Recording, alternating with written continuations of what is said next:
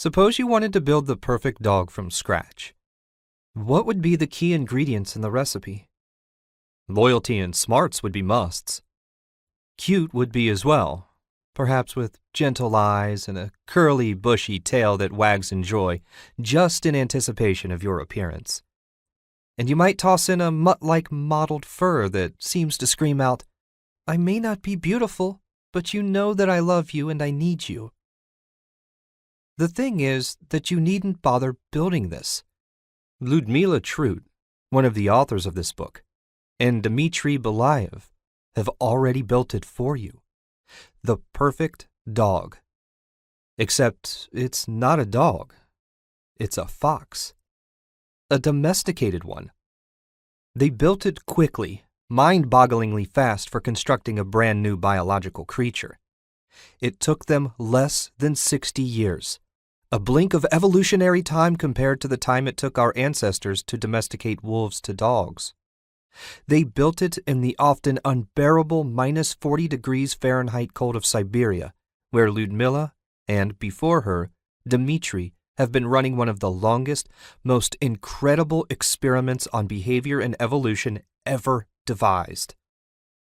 The results are adorable, tame foxes that would lick your face and melt your heart. Many articles have been written about the fox domestication experiment, but this book is the first full telling of the story. The story of the lovable foxes, the scientists, the caretakers, often poor locals who devoted themselves to work they never fully understood but would sacrifice everything for, the experiments, the political intrigue, the near tragedies and the tragedies, the love stories, the behind-the-scenes doings.